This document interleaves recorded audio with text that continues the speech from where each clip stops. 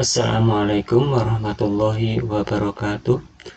Pada pertemuan hari ini, Pak Rohan mau menyampaikan materi tentang bersih itu sehat. Pertemuan yang ke-11 ini, subtemanya adalah mengenal arti bersih dan sehat. Karena hidup bersih sebagai bagian dari iman dan bisa kurangi sebaran wabah COVID-19. Akan tetapi anak-anakku, sebelum kita mulai pelajaran hari ini, mari kita awali dengan doa bersama. A'udzubillahi minasyaitonirrajim. Bismillahirrahmanirrahim. Alhamdulillahi rabbil alamin. Ar-Rahmanir-Rahim. Maliki yaumiddin. Iyyaka na'budu wa iyyaka nasta'in.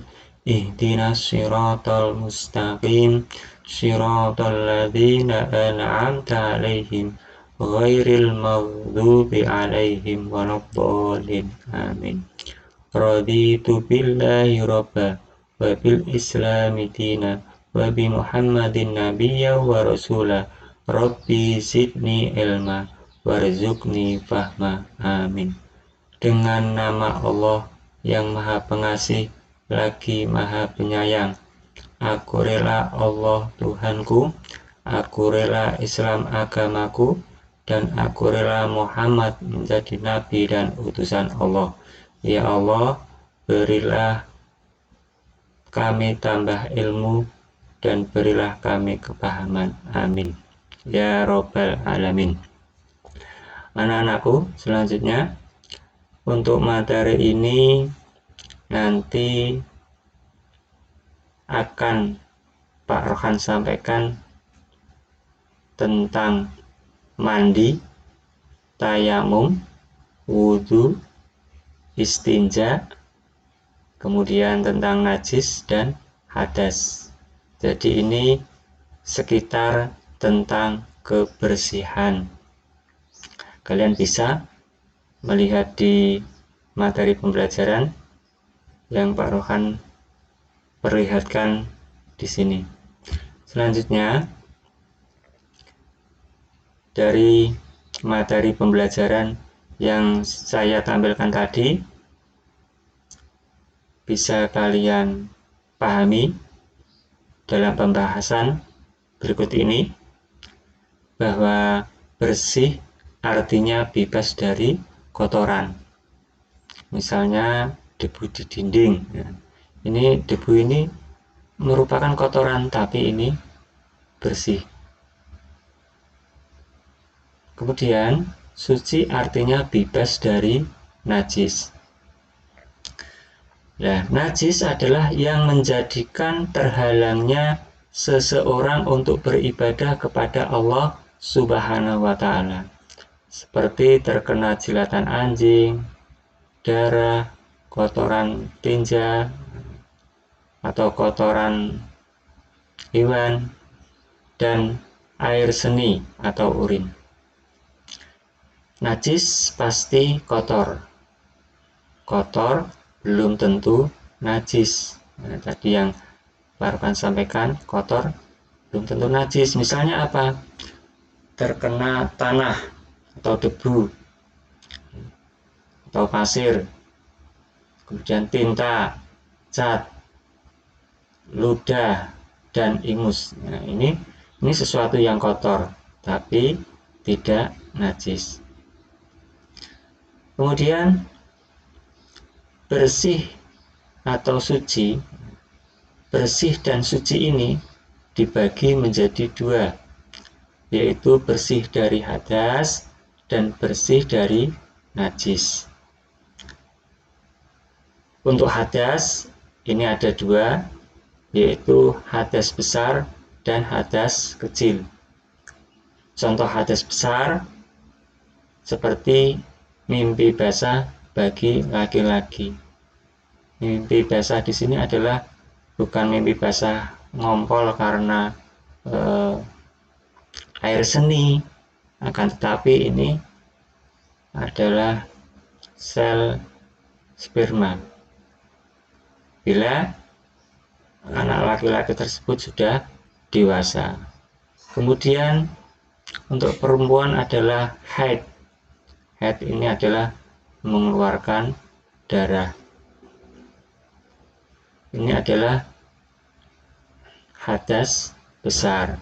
Maka cara menghilangkan hadas besar ini adalah dengan mandi. Kalau tidak ada air, maka tayamum yang dilakukan. Kemudian hadas kecil. Hadas kecil di sini adalah buang air seni, buang air besar, atau buang angin atau kentut. Ini adalah hadas kecil yang menyebabkan batalnya wudhu. Maka menghilangkannya dengan cara dicuci dengan air bersih. Ini untuk buang air kecil dan buang air besar. Kemudian melakukan wudhu. Dan kalau tidak ada air, maka yang dilakukan adalah tayamum. Selanjutnya, untuk memperjelas mengenal tentang hadas kecil dan hadas besar. Ini bisa kalian lihat. Untuk hadas kecil, saya ulang lagi, yaitu buang air seni atau tinja, buang air kecil atau besar, atau kentut, buang angin. Ini tadi membatalkan wudhu. Nah, maka cara menghilangkannya cukup dengan dicuci dengan air bersih lalu melakukan wudhu. Kemudian untuk hadas besar, tadi untuk laki-laki dibasah. Kemudian untuk perempuan adalah haid. Cara menghilangkan hadas besar dengan mandi, atau apabila tidak ada air, dilakukan tayamum. Kemudian ketika kita buang air kecil atau besar, kita masuk ke kamar mandi atau WC, maka apa yang kita lakukan sebelum masuk? Maka kita berdoa. Doanya sebagai berikut: Allahumma inni a'udzubika minal khubusi wal khaba'is. Yang artinya, ya Allah, sesungguhnya aku berlindung kepadamu dari segala kejahatan dan kotoran. Kemudian kaki kiri melangkah masuk menuju pintu WC. Setelah itu pintu ditutup, kemudian melakukan buang air kecil atau besar di dalam WC. Dan ketika melakukan buang air kecil maupun besar, tidak boleh sambil ketawa, tidak boleh sambil nyanyi-nyanyi atau berkata-kata. Maka harus diam, dan setelah buang air kecil dan besar, maka dicuci, dan ketika mau keluar, kaki kanan melangkah dulu. Setelah itu baru diikuti kaki kiri. Dan setelah berada di luar WC, apa yang dilakukan? Yaitu berdoa, Ghufronakal hamdulillahilladzi adhaba annil adza wa afani. Yang artinya, segala puji bagi Allah yang telah menghilangkan apa yang menyakitkan aku dan menyisakan apa yang bermanfaat bagiku. Selanjutnya,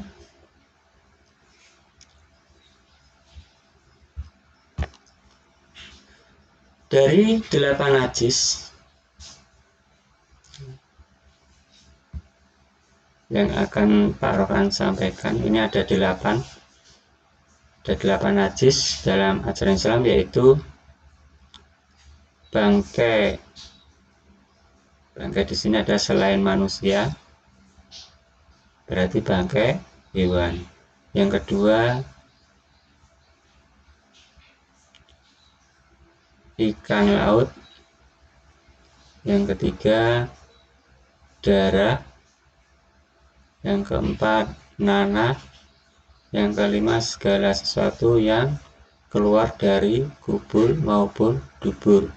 Kubul ini adalah kemaluan yang ada di depan, dan dubur ini adalah yang ada di belakang. Kemudian yang keenam adalah anjing dan babi. Yang ketujuh, minuman keras atau yang memabukkan. 8 adalah potongan organ hewan.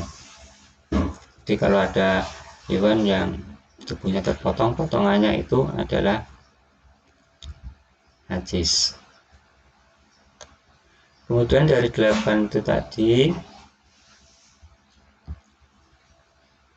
dikelompokkan menjadi 3 bagian.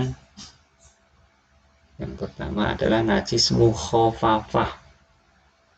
Mukhafafah ini adalah najis ringan.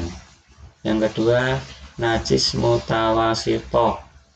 Najis mutawasitoh ini adalah najis yang sedang. Sedangkan yang ketiga, najis mughalladhah, yaitu najis yang berat. Apa pengertian dari 3 najis di atas? Mari kita bahas bersama-sama.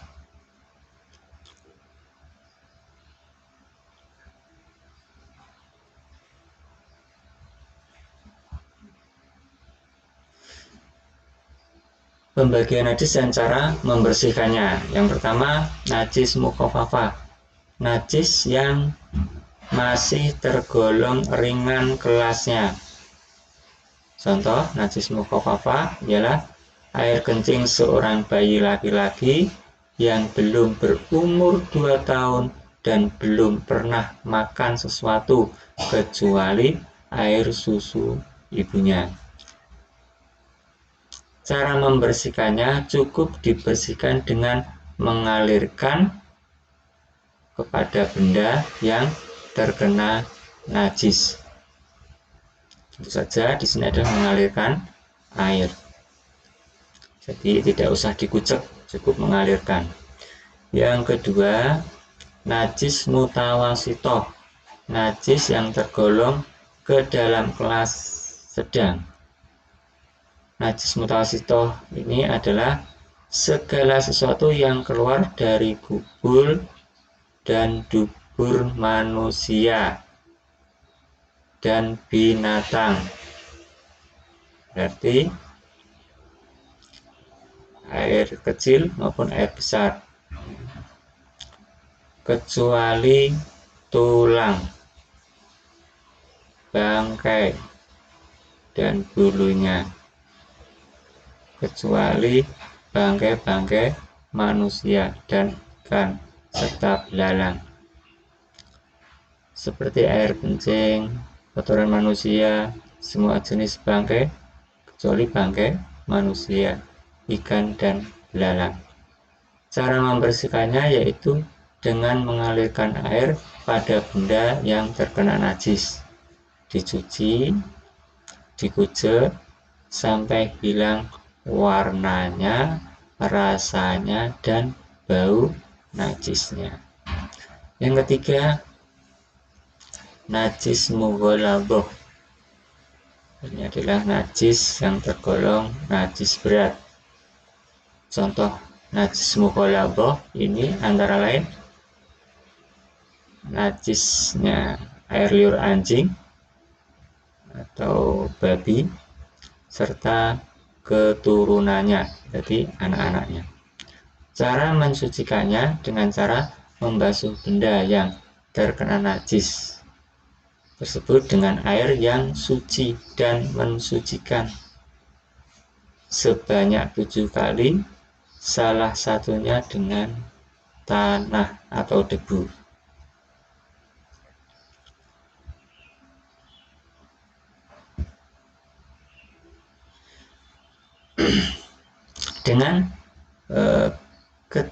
Dengan kita melakukan kebersihan tadi dengan menghilangkan najis tadi, maka kita dikatakan suci.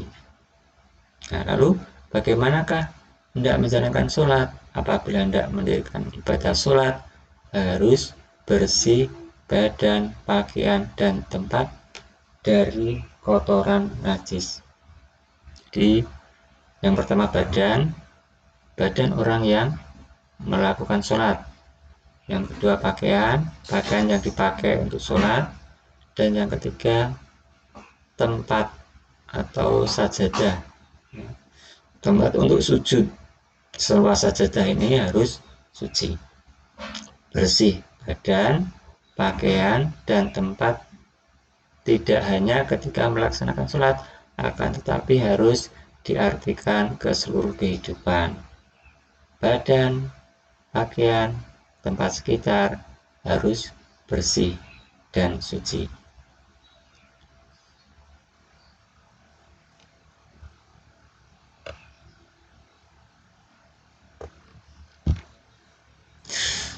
Terima kasih atas perhatiannya. Sekian yang saya sampaikan, semoga bermanfaat.